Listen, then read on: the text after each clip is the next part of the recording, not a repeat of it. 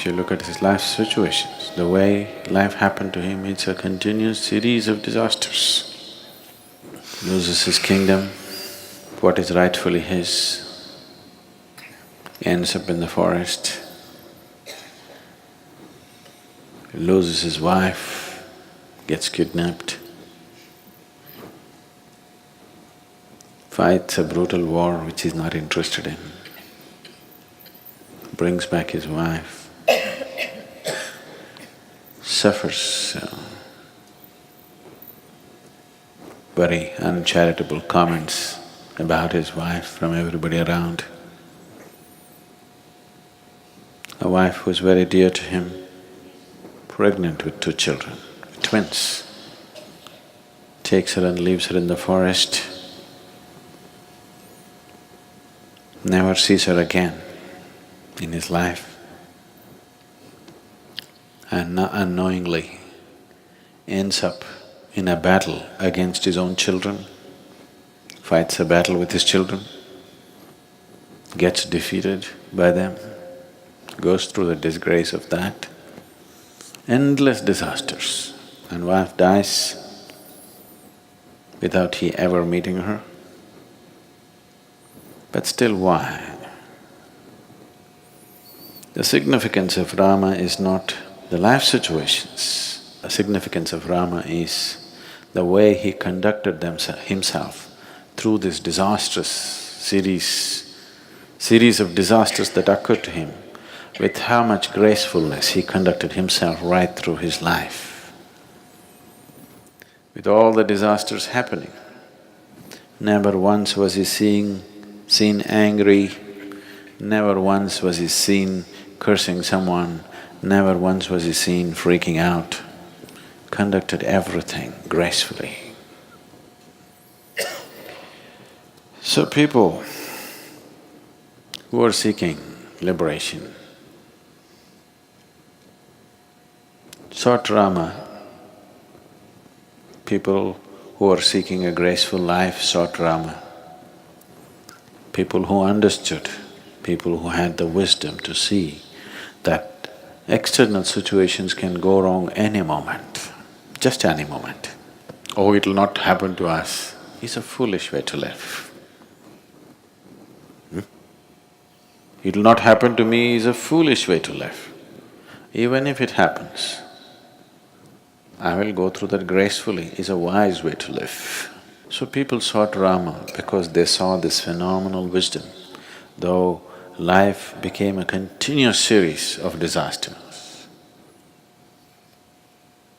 Never once wavered from his truthfulness, from what he set up for himself, the fundamentals of his life, never once deviated from that, just hung on to what he has to do, conducted with utmost balance.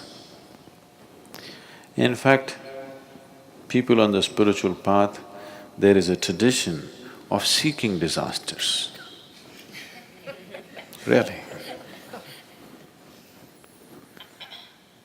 Many spiritual seekers go about asking for something to go wrong with their life. You don't have to necessarily do that,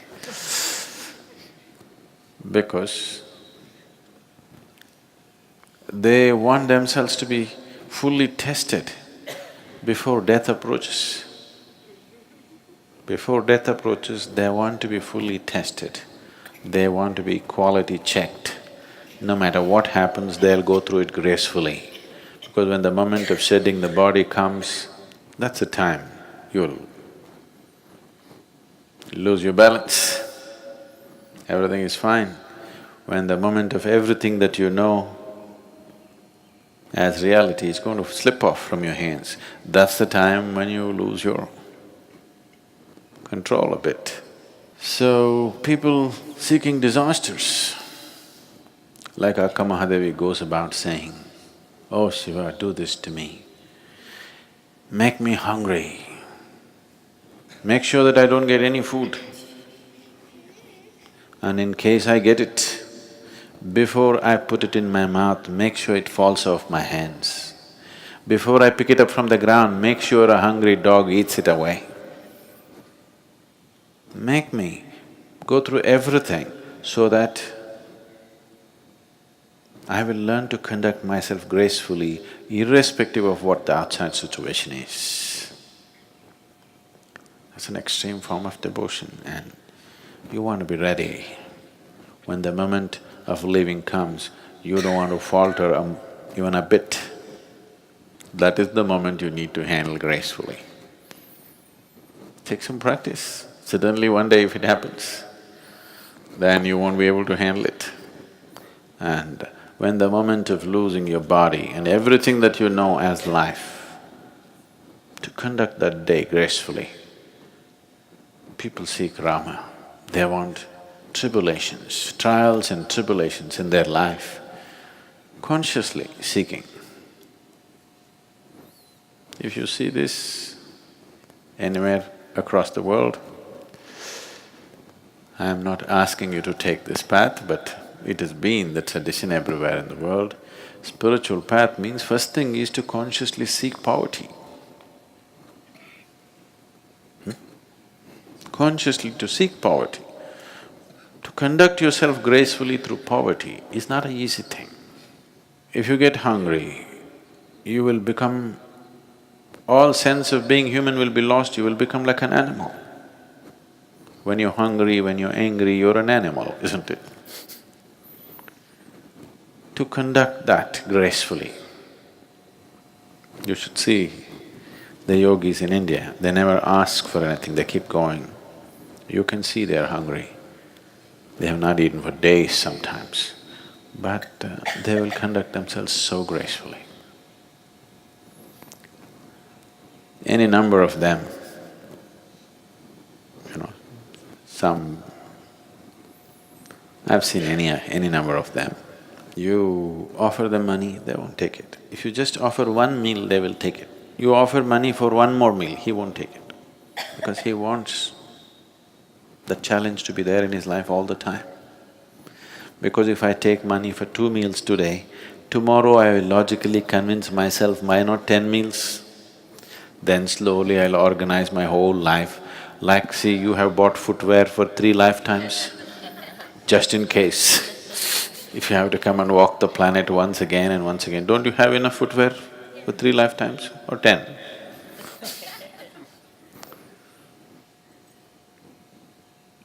So, once you add one more will become logically acceptable and it'll grow endlessly.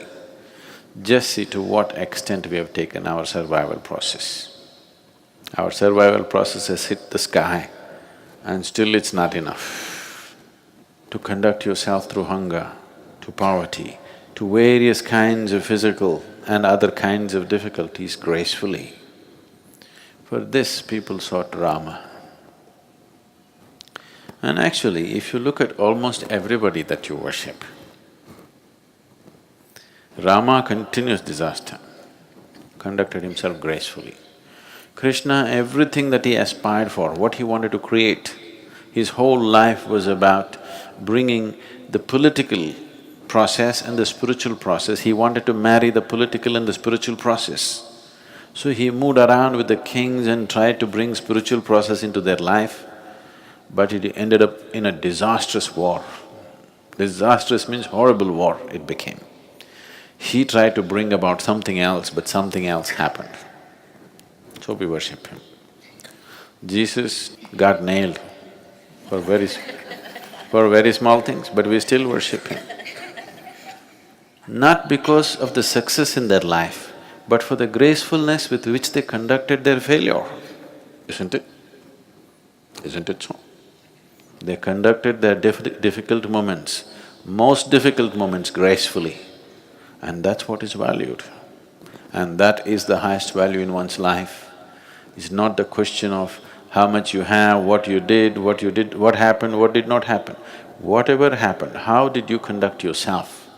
That is what determines the quality of who you are, not what happened in your life. You may make $1 billion because the market is doing well, okay? That doesn't mean anything. That's a social situation, isn't it so? So you're living in America and you're in a certain level of affluence, you go to Africa and they're in a certain level of poverty, you may think you're doing better, you're not doing better. In your society, you may be a failure. Yes or no? Yes? In your society, you may be a failure. In another society, you may look like you're a millionaire.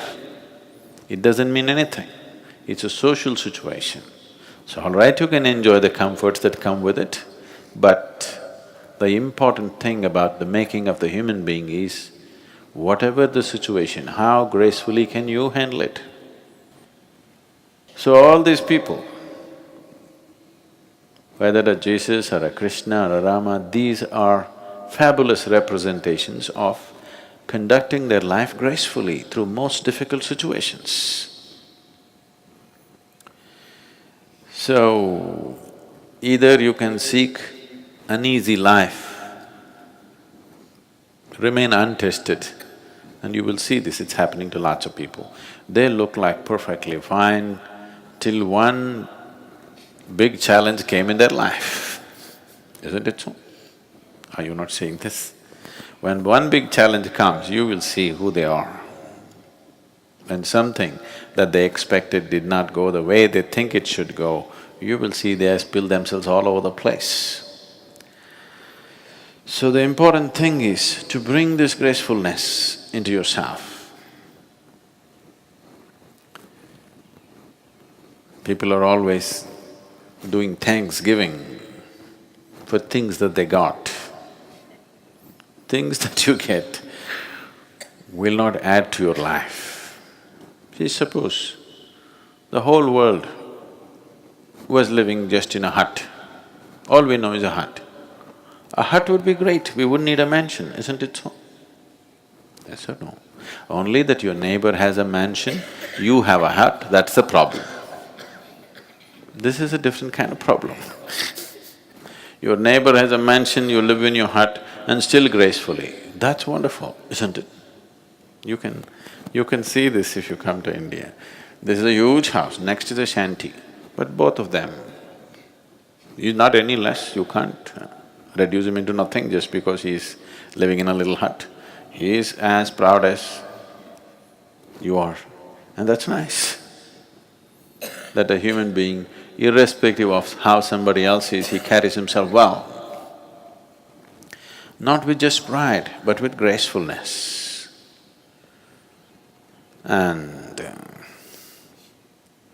real things should go only to that even if your head fell off, you still can walk gracefully. Even if you have to go to the gallows, you still walk gracefully. This is the quality of the human being. Rest is only the quality of the situation, isn't it?